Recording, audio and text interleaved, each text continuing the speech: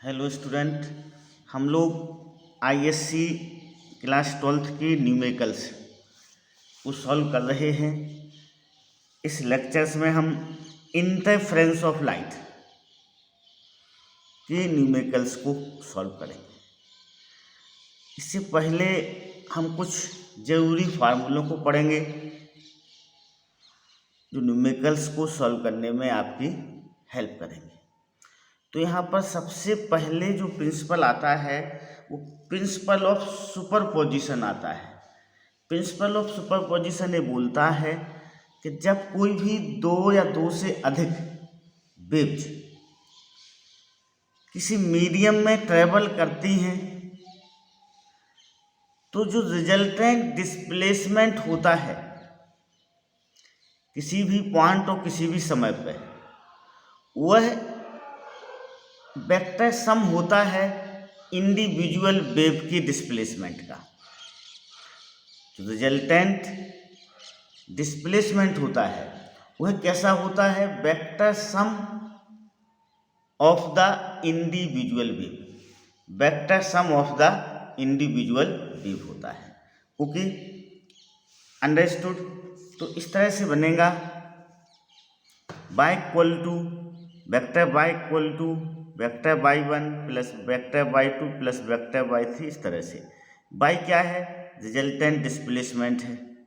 y1 क्या है? Displacement of first wave. इस तरह से हमें उसे लेना चाहिए। Okay, understood, clear. तो प्रिंसिपल ऑफ सुपरपोजिशन है। उसके बाद जो नया कंसेप्ट आता है वो आता है इंटरफेरेंस की डेफिनेशन, जो हम चैप्टर का नाम है interference of light wave. Interference of light wave, ठीक है। तो देखो, इंटरफेरेंस में क्या होता है कि रीडिस्ट्रीब्यूशन हो जाता है लाइट की इंटेंसिटी का। The redistribution of light intensity due to the superposition of two light waves is called interference of light. क्या बोलते हैं हम उसे? इंटरफेरेंस ऑफ लाइट बोलते हैं।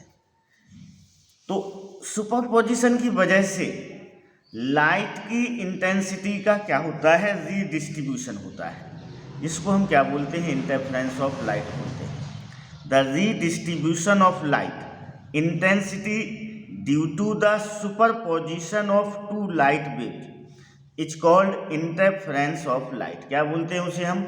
इंटरफेरेंस ऑफ लाइट बोलते हैं। Okay, understood, clear. अब देखो, अब उसके बाद आता है,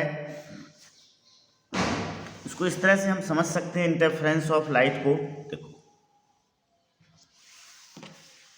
ये लाइट का सोर्स है, ये S1 और S2 टू स्लिट्स हैं, ये स्क्रीन है। तो देखो, ये अपना सेंट्रल ब्राइट फ्रिंज है, यहाँ पर आपको ब्राइट दिखेगा। उसके बाद फिर क्या आएगा? डार्क आएगा। यहाँ डार्क पर क्या होगा कि लाइट का जो इंटेंसिटी है वो मिनिमम इफेक्ट होगा यहाँ पर, और यहाँ पर ब्राइट बनेगा। यहाँ की लाइट कहाँ पर चली जाएगी? यहाँ पर रीडिस्ट्रीब्यूशन हो जाएगा लाइट का। तो इस सेंट्रल ब्राइट फ्रिंज है, फिर डार्क फ्रिंज बनेंगी, फिर ब्राइट फ्रिंज, फिर डार्क, फिर ब्राइट, इस तरह से बनेंगी। Okay, understood, clear. अब देखें, रिजल्टेंट एम्पलीट्यूड को समझते हैं हम लोग। Resultant amplitude, okay. तो देखो, रिजल्टेंट एम्पलीट्यूड का फार्मूला होता है R² equal to A1 square plus A2 square plus 2A1 A2 cos phi. ये रिजल्टेंट एम्पलीट्यूड का फार्मूला है। R क्या है? रिजल्टेंट एम्पलीट्यूड है। A1 क्या है? एम्पलीट्यूड ऑफ फर्स्ट वेव है। A2 क्या है? एम्पलीट्यूड ऑफ सेकेंड वेव है। अब इसी तरह इंटेंसिटी, रिजल्टेंट इंटेंसिटी आता है। क्या आता है? Resultant intensity. तो ये फार्मूला होता है उसका I equal to I1 plus I2 plus 2 root के अंदर I1 I2 कॉस फाइव। ये रिजल्टेंट इंटेंसिटी का फार्मूला है। रिजल्टेंट इंटेंसिटी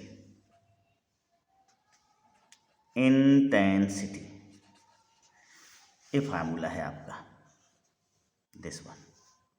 ओके,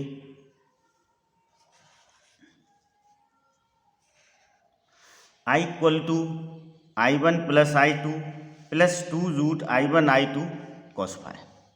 फाई यहाँ पर क्या है, फाई है phase difference of two wave at that point.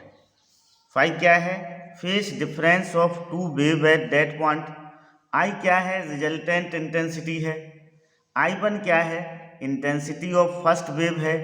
I2 क्या है, इंटेंसिटी ऑफ सेकेंड वेव। तो रिजल्टेंट इंटेंसिटी हो गया। ओके, उसके बाद आता है कंस्ट्रक्टिव इंटरफेरेंस। क्या आएगा, कंस्ट्रक्टिव इंटरफेरेंस, जिसे हम ब्राइट इंटरफेरेंस भी बोलते हैं। तो देखो कंस्ट्रक्टिव इंटरफेरेंस के लिए ये जो इंटेंसिटी है वह कैसी होना चाहिए, मैक्सिमम होना चाहिए। I = I1 + I2 + 2 root I1 I2 cos phi कैसी होना चाहिए, मैक्सिमम होना चाहिए। अब इसकी वैल्यू मैक्सिमम फेस डिफरेंस पर डिपेंड होती है, तो इसकी वैल्यू मैक्सिमम कब होगी, जब cos फाई = क्या होगा, 1 होगा। cos की मैक्सिमम वैल्यू कितनी होती है, 1 होती है। जब cos फाई = 1 होगा तो इसमें क्या आएगा, मैक्सिमम इंटेंसिटी आएगा, जिसे हम कंस्ट्रक्टिव इंटरफेरेंस बोलते हैं। कंस्ट्रक्टिव इंटरफेरेंस के लिए इंटेंसिटी कैसी होना चाहिए, मैक्सिमम होना चाहिए। ओके, तो cos फाई = 1। अब cos फाई 1 कब होता है, cos फाई 1 जब होता है जब जो एंगल फाई है, जो फेस डिफरेंस है, वो या तो 0 हो या 2 पाई हो या 4 पाई हो या 6 पाई हो, या इस तरह से आगे बढ़ेंगे तो 8 पाई 10 पाई, इस तरह से पाई का इवन मल्टीपल हो। ओके, तब cos फाई की वैल्यू क्या होती है, 1 होती है। cos 0 कितना होता है, 1 होता है। cos 2 पाई कितना होता है, देखो cos 0 1 होता है, cos 2 पाई भी 1 होता है, इस तरह से बढ़ते जाएंगे। ओके, तो हम इसको जनरल लैंग्वेज में क्या लिख सकते हैं, फाई जी यहाँ पर क्या है, फेस डिफरेंस है। क्या है, फेस डिफरेंस कितना होना चाहिए, 2m पाई होना चाहिए, जहाँ पर m की वैल्यू 0 1 2 3 इस तरह से रहेगी। 0 किसके लिए है, ब्राइट फ्रिंज के लिए है, और 1 फर्स्ट ब्राइट फ्रिंज के लिए है, 2 किसके लिए है, सेकेंड ब्राइट फ्रिंज के लिए है, 3 किसके लिए है, थर्ड ब्राइट फ्रिंज के लिए है। फॉर डिस्ट्रक्टिव इंटरफेरेंस, अब डिस्ट्रक्टिव इंटरफेरेंस के लिए क्या होना चाहिए, डिस्ट्रक्टिव इंटरफेरेंस में क्या होगा, जो इंटेंसिटी है रिजल्टेंट इंटेंसिटी, वह कैसी होना चाहिए, मिनिमम होना चाहिए। रिजल्टेंट इंटेंसिटी है, इसकी वैल्यू क्या होना चाहिए, मिनिमम होना चाहिए। इसकी वैल्यू मिनिमम कब होगी, जब cos फाई की वैल्यू मिनिमम होगी। cos फाई मिनिमम कब होता है, cos फाई की मिनिमम वैल्यू होती है -1। कितनी होती है, -1 होती है cos फाई की मिनिमम वैल्यू। तो cos फाई = क्या हो जाएगा, -1 हो जाएगा। अब फाई = पाई, 3 पाई 5 पाई 7 पाई 9 पाई इस तरह से रहेगा, ठीक ना। cos फाई की वैल्यू -1 कब होती है, जब एंगल क्या हो, पाई हो, या फिर 3 पाई हो या 5 पाई हो, ऑड मल्टीपल हो पाई का, तो cos फाई कैसा होता है, -1 होता है। ओके, जनरल में हम इसको ऐसे लिख लेंगे, फाई = 2m - 1 × पाई। m की वैल्यू क्या है, 1 है, 2 है, 3 है, 4 है, 5 है। Okay, understood. m की जगह हम 1 रखेंगे तो हमें पाई मिलेगा, m की जगह 2 रखेंगे तो हमें 3 पाई मिलेगा। अब यदि आपसे पूछा जाता है कि बताइए सेकंड डार्क फ्रिंज के लिए फेस डिफरेंस कितना होगा, तो वो 3 पाई होगा। थर्ड डार्क फ्रिंज के लिए फेस डिफरेंस कितना होगा, तो वो 5 पाई होगा। इसे ओरली याद रखना पड़ेगा आपको। Okay, understood, clear. अब हम इसका पाथ डिफरेंस को फाइंड आउट करेंगे, तो भाई ये फार्मूला होता है फाई = 2 पाई लैम्डा x। यहाँ पर हम x को क्या कर लेंगे, सब्जेक्ट बना लेंगे, और इसमें फाई की ये वैल्यू पुट कर देंगे, तो ये हमें क्या मिल जाएगा, x = λ/2 2m - 1। अब जो x की वैल्यू है वो λ/2, 3 λ/2, 5 λ/2, 7 λ/2।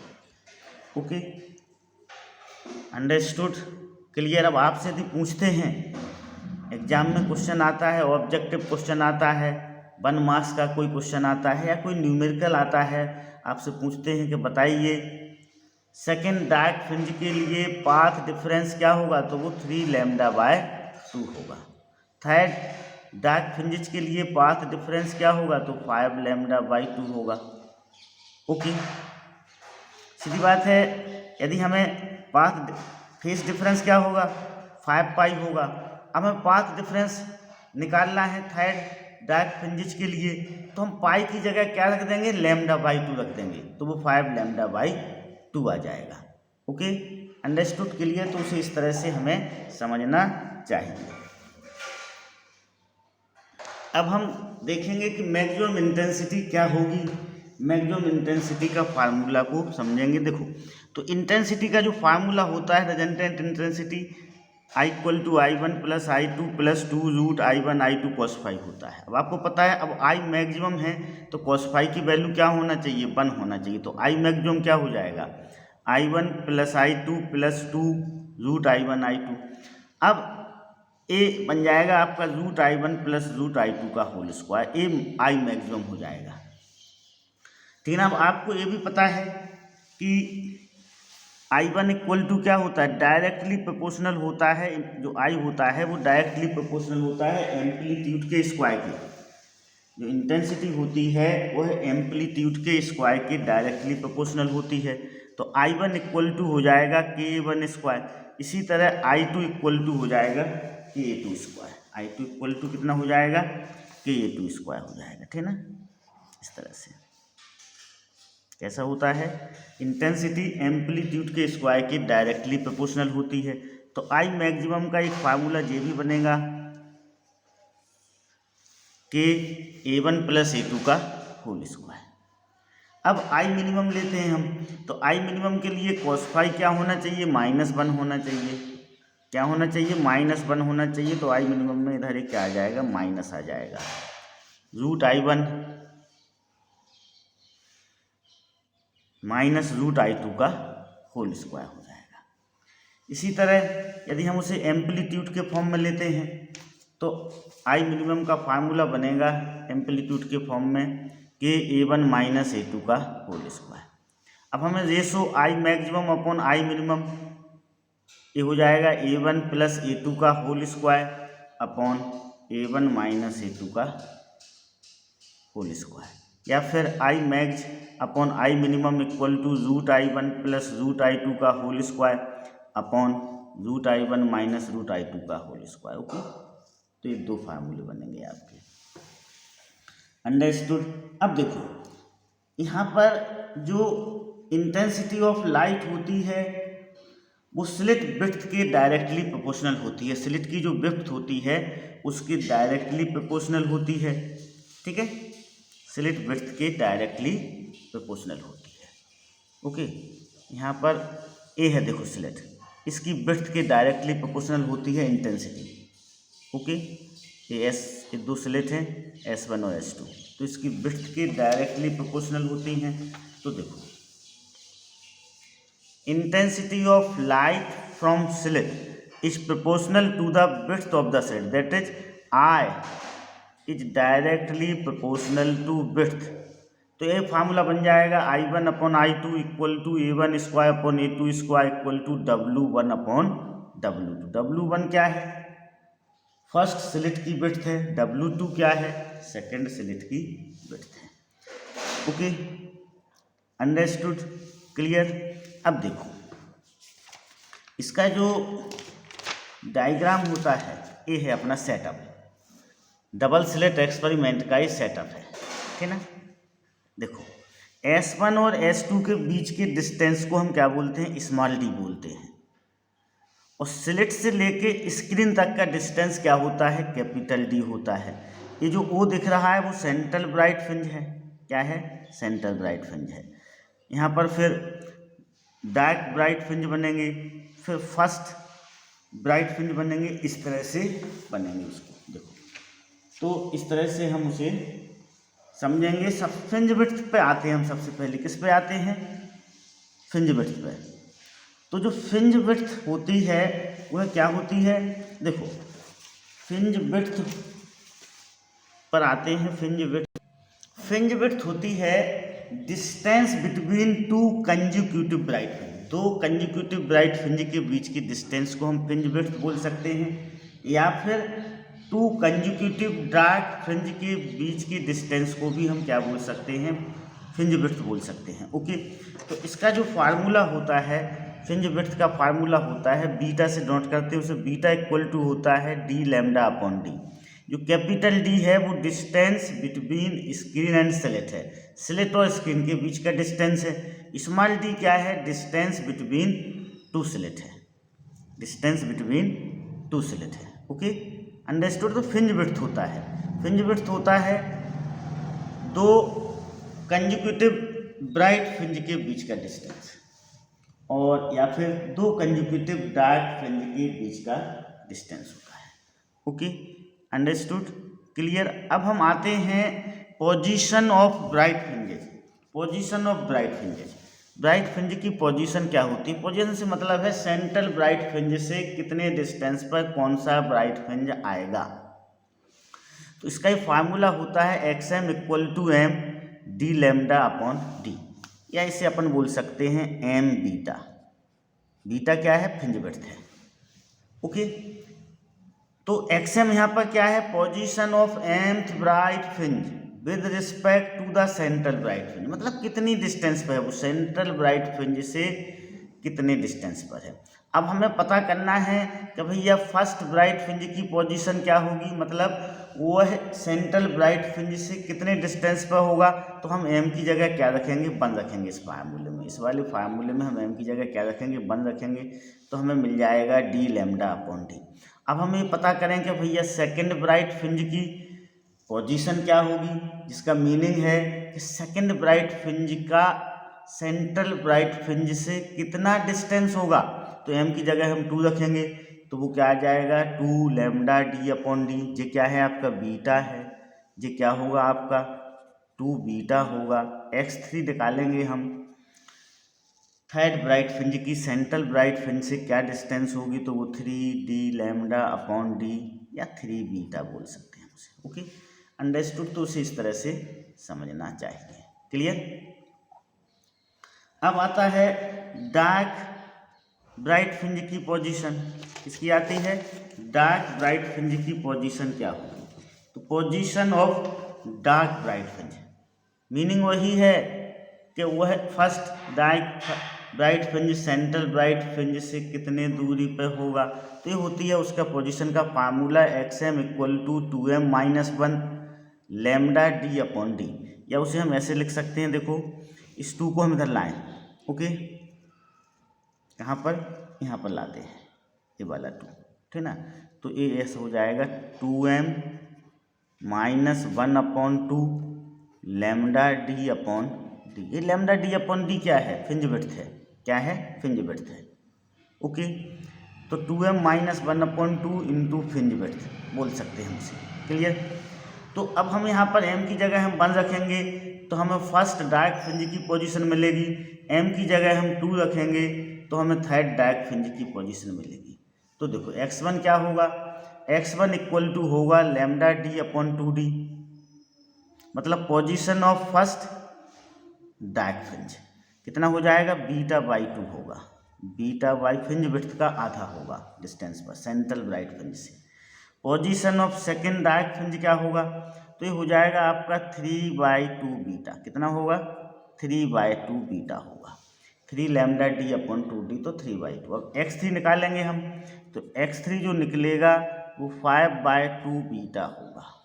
कितना होगा, 5/2 बीटा होगा।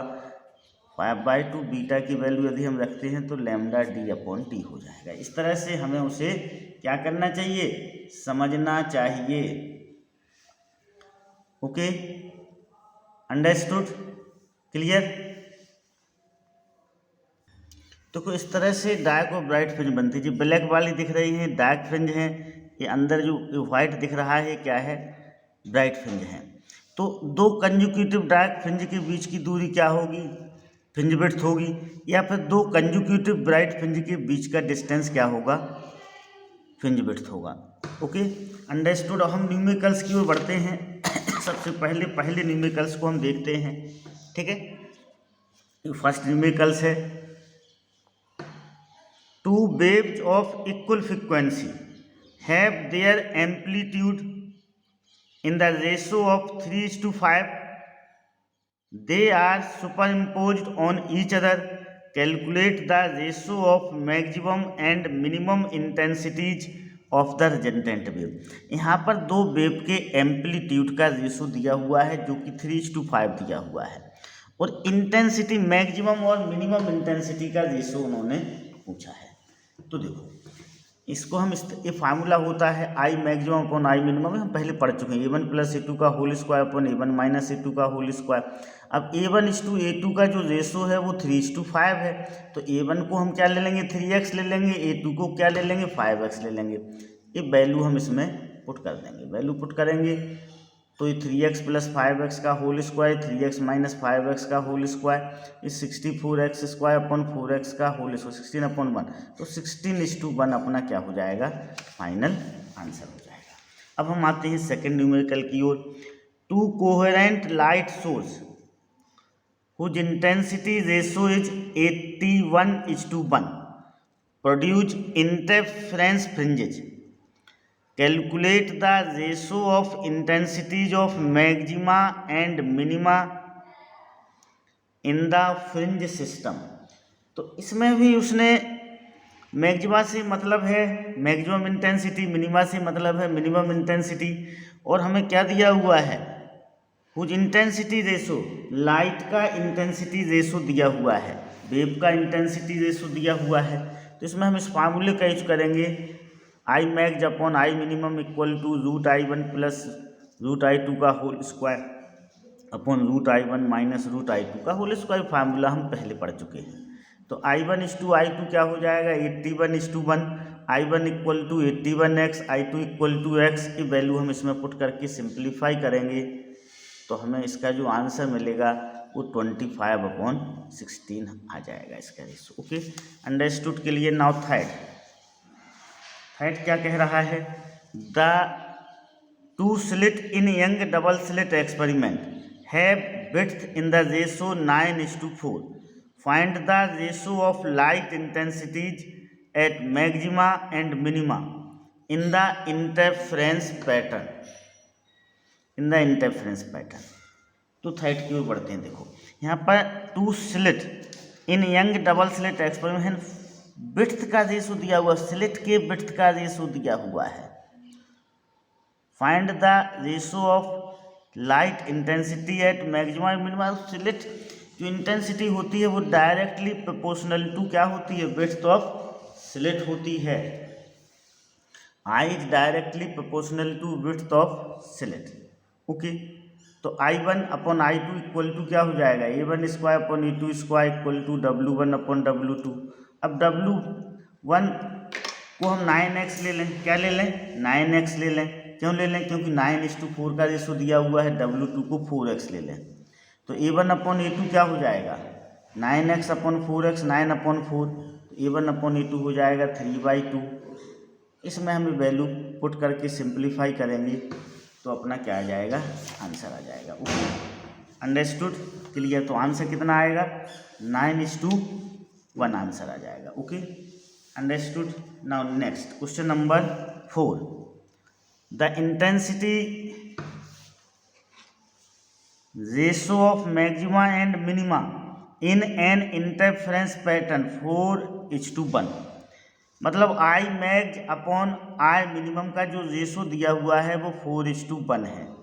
रेशो ऑफ स्लिट विड्थ पूछा है, किसका रेशो पूछा है, स्लिट विड्थ का रेशो पूछा है। तो देखो आई मैक्स अपॉन आई मिनिमम 4:1 है, तो A1 + A2 का whole square upon A1 - A2 का होल स्क्वायर 4:1 हो जाएगा।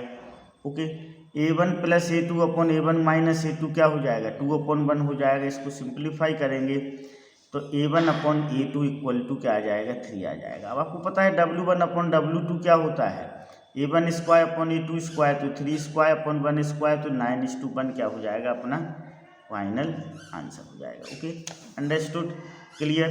Now next question number 5th की ओर बढ़ते हैं हम, ठीक है ना। देखो the initial phase difference between 2 interfering waves 54 degree है, इनिशियल वेव।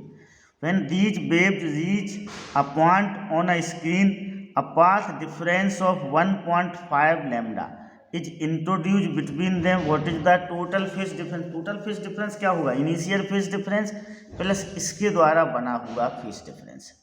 ठीक है, तो ये 5 डिग्री को पहले हम रेडियन में कन्वर्ट करेंगे तो 54 इंटू पाई अपॉन 180 होता है। डिग्री को रेडियन में जब हम कन्वर्ट करते हैं तो पाई अपॉन 180 फैक्टर को मल्टीप्लाई करते हैं, यूज करते हैं, तो रेडियन में आ गया। अब पाथ डिफरेंस कितना है भाई, 1.5 लैम्डा है। अब रिलेशन बनाते हैं हम, 5 निकालते हैं, रिलेशन होता है 2 pi upon lambda into x. Phase difference और पाथ डिफरेंस का रिलेशन होता है। एक्स की जगह हम 1.5 रखेंगे तो कितना आ जाएगा, 3 पाई आ जाएगा। Total phase difference at that point कितना हो जाएगा, 3 पाई प्लस 5 पाई अपॉन 180। इसको हम सिंप्लीफाई करेंगे तो 3.3 पाई रेडियन आएगा। कैलकुलेटर से हम उसे सिंप्लीफाई कर लेंगे। Okay, understood. अब हम आते हैं नेक्स्ट क्वेश्चन नंबर 6 पर। तो देखो 6 क्या बोल रहा है हमसे, 2 स्लिट्स आर 1.0 mm अपार्ट। इसका मतलब क्या है, स्मॉल डी दिया हुआ है 1.0 mm and placed at a distance of 1.0 meter from the screen. Capital D 1.0 meter दिया हुआ है। Find fringe width when light of wavelength 500 nanometer is used. अब हमें फ्रिंज विड्थ को निकालना है, तो फ्रिंज विड्थ का अपना फार्मूला क्या होता है, बीटा इक्वल टू होता है लैम्डा डी अपॉन डी। अब यहाँ पर हम लिख लेते हैं भाई, डी हमें दिया हुआ है 1.0 mm, तो हम इसको मीटर में कन्वर्ट कर लेंगे। mm को मीटर में कन्वर्ट करने के लिए हम उसे 10⁻³ से मल्टीप्लाई करेंगे। फिर 1.0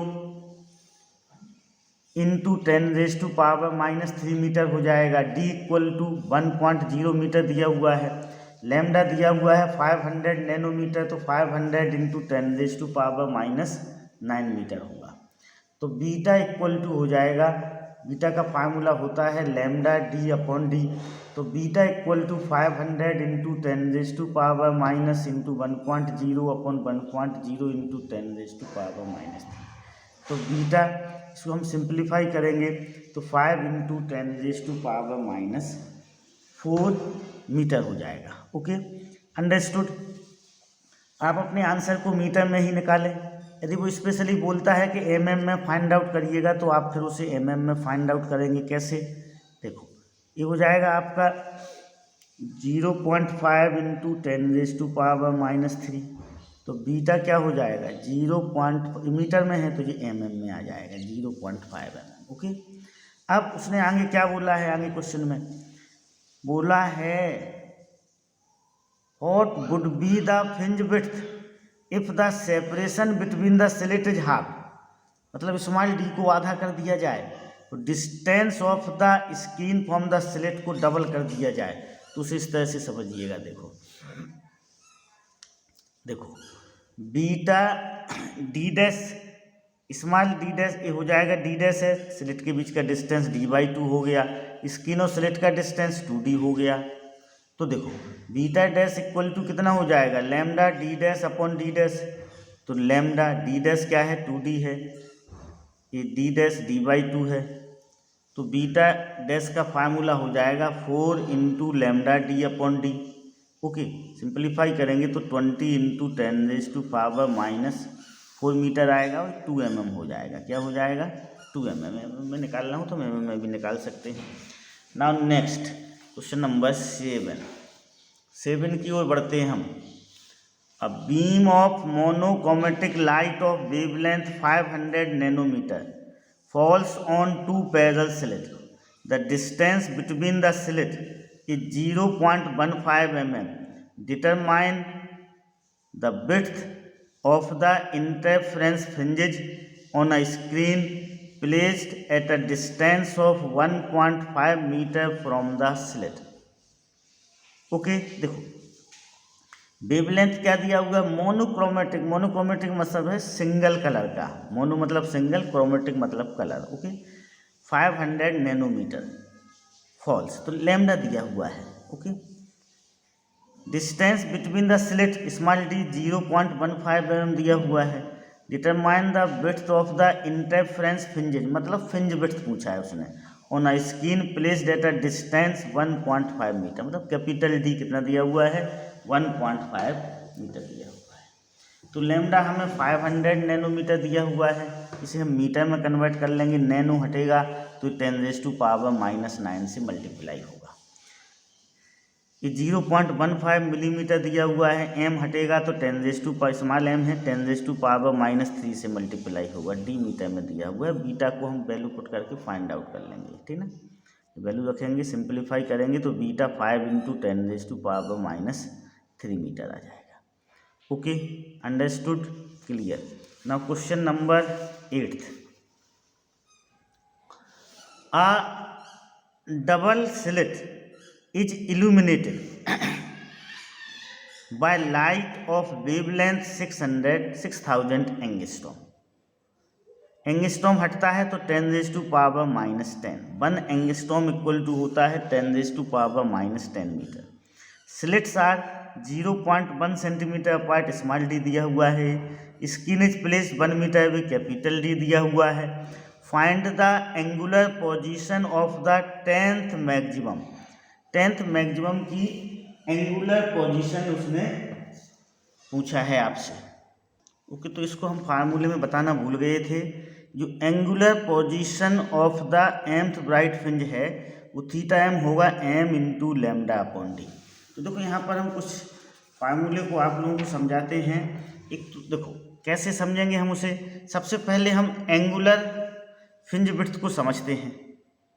क्या समझते हैं? Angular fringe width. देखो angular fringe width, okay, angular fringe width ये होता है θ = λ/d होता है। कैसा होता है? λ/d होता है। हम इसको समझते हैं। देखो एंगुलर फ्रिंज विड्थ का ये फार्मूला है, θ = λ/d होता है। अब इस क्वेश्चन में आपसे पूछा गया है, क्या पूछा गया है कि हमें 10th ब्राइट फ्रिंज की एंगुलर पोजीशन को पता करना है, ठीक ना। किसकी? 10th ब्राइट फ्रिंज की एंगुलर पोजीशन क्या होगी, इसको हमें पता करना है। देखो तो इसके लिए हम आप फार्मूले बनाते हैं। तो वैसे फार्मूला तो ये होता है कि angular position of the mth bright fringe क्या होता है? θm = m × λ/d होता है। ये होता है मतलब m बीटा हो जाएगा। क्या हो जाएगा इसमें? m beta. बीटा क्या है? एंगुलर फ्रिंज विड्थ है यहाँ पर, ठीक ना, ये ध्यान रखना। तो ये हो जाएगा।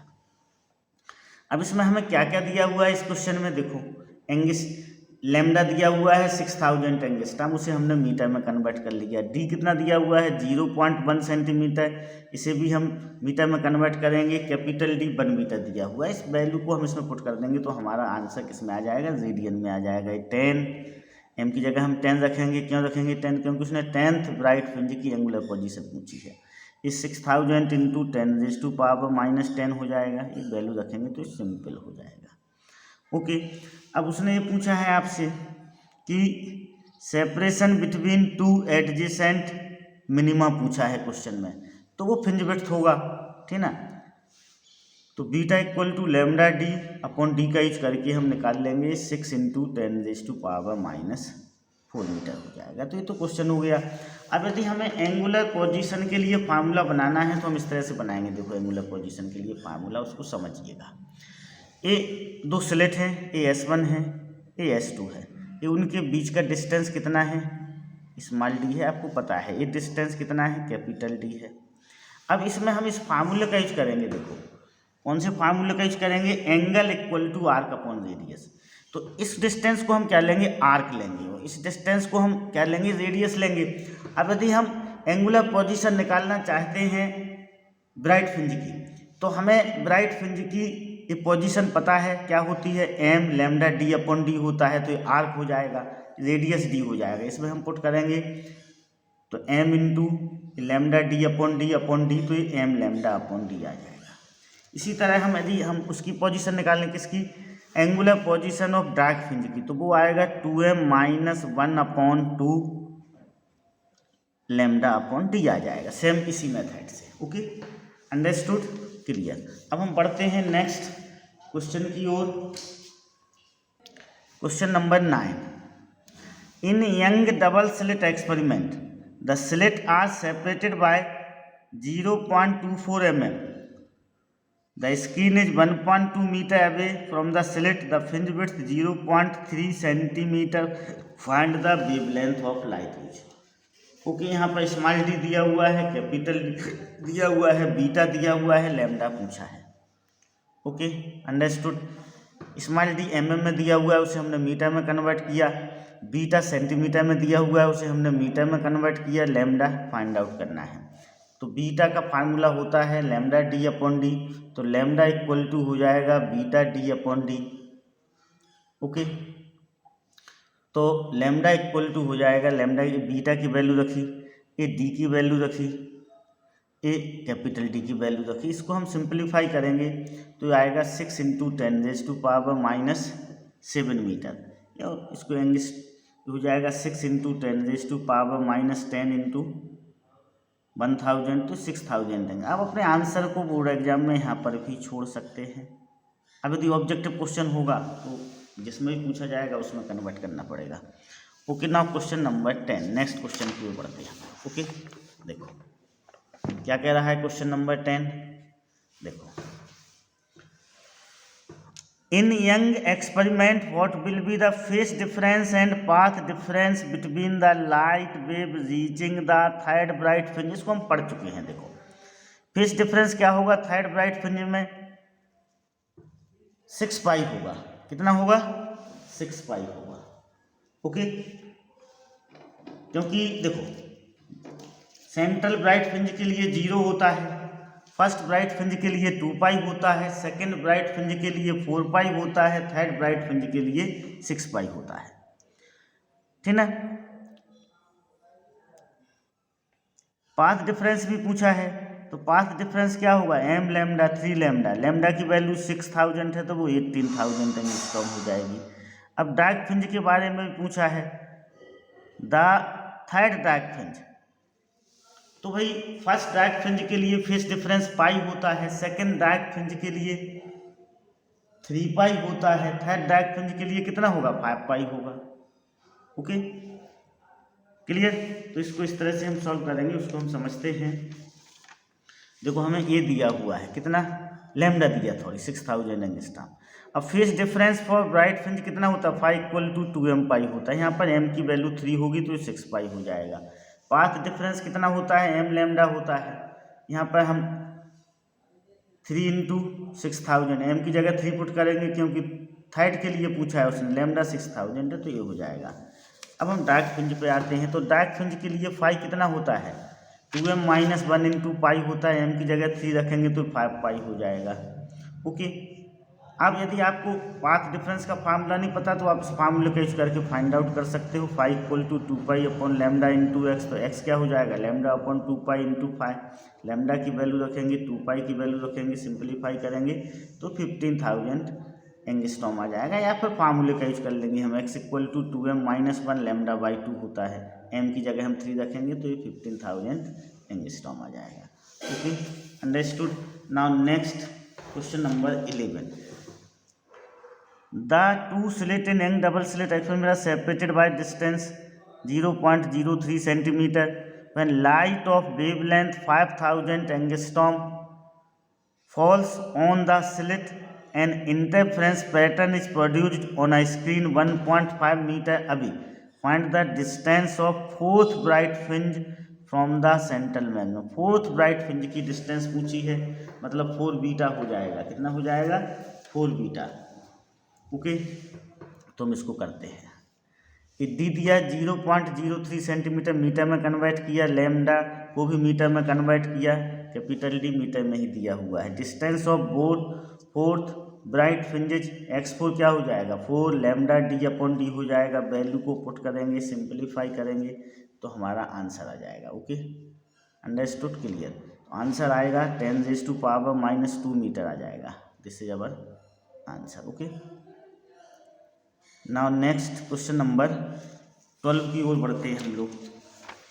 इन Young double slit experiment the slit are 0.2 mm apart and the screen is 1.5 metre away the distance between the central bright fringe and the fourth dark fringe is 1.8 centimetre. Central bright fringe से fourth dark fringe की distance find the wavelength of light used. देखो d 0.2 mm दिया हुआ है, metre में convert कर लिया, इसको भी मीटर में ही दिया हुआ है। x4 मतलब सेंट्रल ब्राइट फ्रिंज से फोर्थ डार्क फ्रिंज का डिस्टेंस दिया हुआ है। किसका दिया हुआ है? सेंट्रल ब्राइट फ्रिंज से फोर्थ डार्क फ्रिंज का डिस्टेंस दिया हुआ है, x4 है, ये मीटर में कन्वर्ट कर लिया। अब आपको पता है वो डिस्टेंस कितना होता है। देखो वो डिस्टेंस होता है 2m - 1/2 इंटू बीटा, बीटा मतलब लैम्डा d अपॉन डी। अब x4 की जगह हम क्या लिखेंगे? 1.8 इंटू 10⁻² लिखा हमने। m की जगह हम क्या लिखेंगे? 4 लिखेंगे, तो इसको सिंप्लीफाई करेंगे तो ये 7/2 हो जाएगा। लैम्डा हमें फाइंड आउट करना है, d की जगह हम 1.5 लिखेंगे, स्मॉल d की जगह 0.2 इंटू 10⁻³ लिखेंगे। ठीक है, अब देखो ये सारा पोर्शन कहाँ पर जाएगा? इससे मल्टीप्लाई होगा, तो 2 2 जा 4 भी मल्टीप्लाई हो गया, ये नीचे आएगा 7 इंटू 15। अब हम इसको क्या करेंगे? सिंप्लीफाई कर लेंगे तो अपना क्या आ जाएगा? आंसर आ जाएगा। ठीक है, तो देखो सिंप्लीफाई आप कैलकुलेटर से कर लेंगे या करेंगे तो आपका आंसर आ जाएगा। तो आपका जो आंसर आएगा 6860 एंगस्ट्रॉम क्या हो जाएगा? आंसर हो जाएगा। Okay, understood, clear. Okay, now 30। In young double slit experiment, light of wavelength 5000 angstrom is used. The third bright band on the screen is formed at a distance of 1 centimeter from the central bright band. If the screen is at a distance of 1.5 meter from the center of the narrow slit, calculate the separation between the slit. देखो by D S की बात कर रहा है। By D S means young double slit experiment, light of wavelength दिया हुआ है 5000 angstrom, metre में कन्वर्ट कर लेंगे। Okay, third bright band on the screen formed at 1 centimetre, मतलब सेंट्रल ब्राइट फ्रिंज से थर्ड ब्राइट फ्रिंज का डिस्टेंस 1 सेंटीमीटर है, मतलब 3 बीटा 1 सेंटीमीटर हो जाएगा। ओके, इस कैपिटल डी 1.5 दिया हुआ है। ओके, तो इसे हम सॉल्व कर लेते हैं। ये आपका इसको मीटर में कन्वर्ट करेंगे तो 5000 इंटू 10⁻⁻10 मीटर हो जाएगा। Okay, x3 1 centimetre, 1 into 10⁻, bright के लिए दिया हुआ है, d 1.5, स्मॉल d निकालना है। तो ओके, इस फार्मूले में हमें वैल्यू पुट कर देंगे। फार्मूला होता है 3 बीटा मतलब lambda d upon D, 1 into 10⁻⁻2, 3 into 5000 into 10⁻⁻10 into 1.5 upon D.